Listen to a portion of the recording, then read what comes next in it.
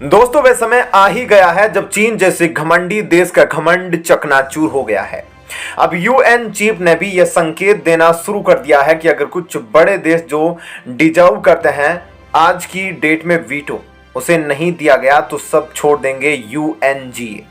क्या है यूएनजीए यह तो आपको आगे बताएंगे, लेकिन सबसे पहले जो खबर आ रही है वो यह है कि यूएन चीफ ने भी अब संकेत दे दिया है कि जो डिजर्विंग कंट्रीज हैं जैसे ब्राजील, ऑस्ट्रेलिया, इंडिया, इनको अगर वीटो देने के लिए डिस्कशन नहीं होता है तो कुछ बड़ा उलटफेर हो सकता है जो पूरे वर्ल्ड के लिए सही नहीं होगा। अब आपको विस्तार से बताते हैं। दोस्तों अब यह बात लगभग सबको पता चल चुकी है कि भारत संयुक्त राष्ट्र में बड़े रिफॉर्म्स को सपोर्ट करता है और भारत संयुक्त राष्ट्र सुरक्षा परिषद की स्थायी सदस्यता के लिए भी डिमांड करता है, लेकिन इसके बावजूद अभी तक इस पर कोई भी ठोस कदम नहीं उठाए गए हैं, जिसको लेकर कई भारतीय काफी निराश महसूस करते हैं। हालांकि पिछले कुछ महीनों से खुद संयुक्त राष्ट्र की लीडरशिप की तरफ से भी कुछ ऐसे संकेत मिले हैं जिसने भारत और पूरी दुनिया को एक उम्मीद दी कि धीरे धीरे ही सही लेकिन संयुक्त राष्ट्र में बड़े बदलाव लाए जाएंगे। जहां एक तरफ बड़े बड़े देशों की दादागिरी यहां पर है तो वहीं पूर्व वैश्विक संगठन से खत्म होगी, जिसके तहत संयुक्त राष्ट्र की तरफ से कई बयान देखने को मिले। लेकिन इस बार संयुक्त राष्ट्र के चीफ ने संयुक्त राष्ट्र पर जो बयान दिया उसने पूरी दुनिया को हिलाकर रख दिया, क्योंकि अपने बयान में यूएन चीफ ने जिस तरह के शब्दों का इस्तेमाल किया वह काफी ताकतवर है।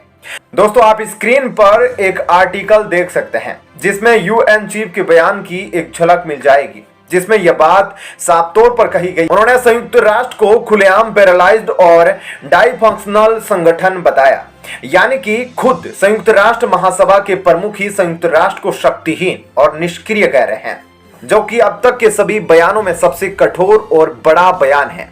ऐसे में आप अंदाजा लगा सकते हैं कि खुद संगठन के चीफ अपने खुद के संगठन को शक्तिहीन और निष्क्रिय जैसे शब्दों का इस्तेमाल करके बुलाए तो आप वहां पर अंदरूनी हालात कैसे होंगे इसके बारे में अवगत हो सकते हैं। साथ ही यह बात किसी से छिपी नहीं है कि आज अमेरिका, फ्रांस, रूस, ब्रिटेन और चीन जैसे स्थायी सदस्य देश अपनी संयुक्त राष्ट्र में स्थायी सदस्यता का गलत इस्तेमाल करते हैं और महत्वपूर्ण वैश्विक मुद्दों पर भी परेशानी ला सकते हैं।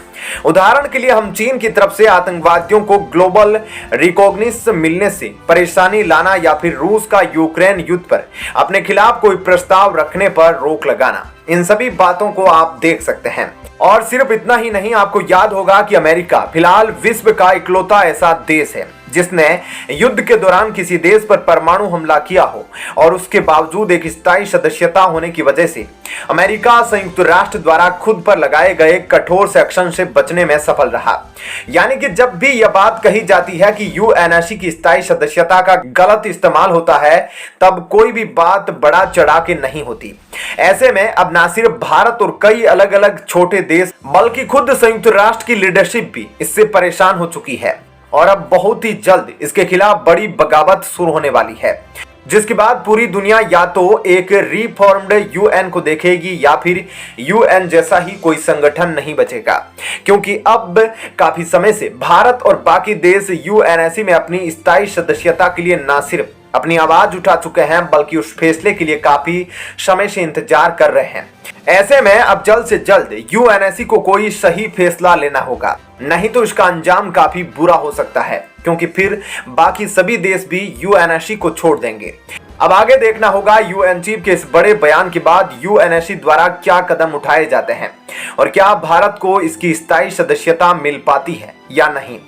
तो दोस्तों ऐसे में इस खबर के बारे में आपकी क्या राय है, हमें कमेंट करके जरूर बताएं। और अब आपको बताते हैं ऐसी ही एक और बड़ी खबर। दोस्तों जो भारत अपना खुफिया प्रोजेक्ट बना रहा था अब वह कंप्लीट हो गया है और जो खेप रूस भेज रहा था S-500 S-400 की, वह S-400 से भी बड़ा प्रोजेक्ट भारत ने कंप्लीट करके पूरे चीन में हाहाकार मचा दिया है।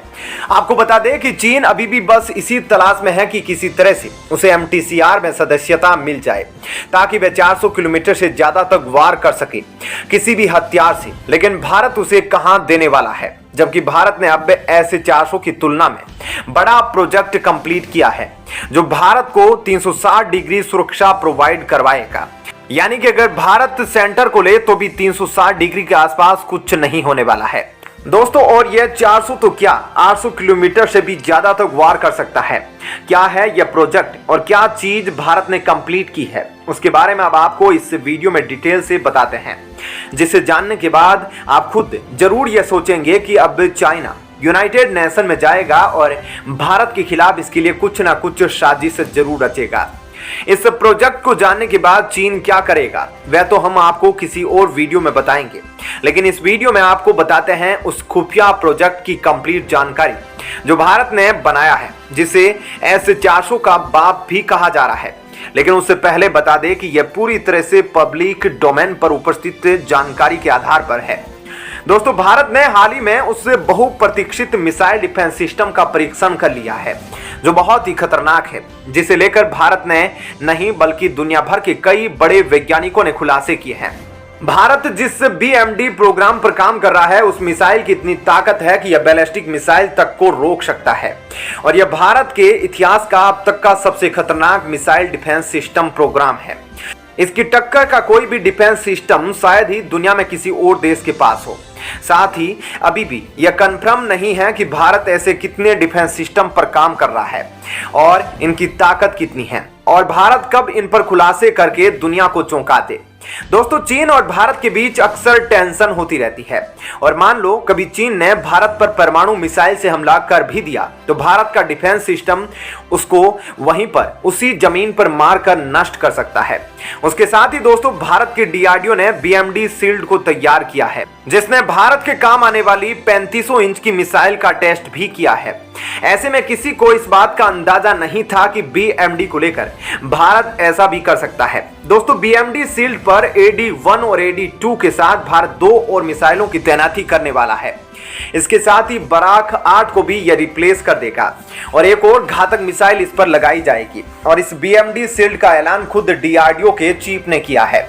DRDO ने खुशखबरी दी है कि सबसे खतरनाक और घातक सिस्टम 2025 तक बनकर तैयार हो जाएगा और इस साल इसे बनाने का काम काफी तेजी से हो रहा है और इसको लेकर प्लान भी तैयार किए जा चुके हैं। ऐसे में जल्द ही इसका काम कंप्लीट कर लिया जाएगा और यह अपनी पूरी कैपेबिलिटी पर काम करना शुरू कर देगा। ऐसे में DRDO के चीफ ने बताया है कि इसका काम अपने अंतिम चरण पर पहुंच चुका है और इसलिए भारत इसे 2 साल से भी कम समय में पूरी तरह से तैयार कर लेगा। दोस्तों, DRDO इस सिस्टम के जरिए देश की जनता को परमाणु मिसाइलों से सुरक्षा प्रदान करेगा, इसलिए इसको काफी ध्यान से तैयार किया जा रहा है। DRDO शील्ड के लिए AD-1 और AD-2 मिसाइलों का सफल परीक्षण कर लिया गया है। इसके बाद BMD शील्ड हमारे देश की रक्षा करने लगेगा और देश पर आने वाले किसी भी खतरे को 5000 किलोमीटर दूर से ही मारकर गिरा देगा, क्योंकि इसमें खतरनाक एरोल्ड मिसाइल को लगाया जाएगा जो बराक मिसाइल के मुकाबले कहीं ज्यादा कैपेबल और खतरनाक होगी। ऐसे में DRDO अब इसे स्वदेशी और भी ज्यादा शक्तिशाली बनाने पर काम करने में लगा है। तो दोस्तों, ऐसे में इस खबर के बारे में आपकी क्या राय है हमें कमेंट करके जरूर बताइए।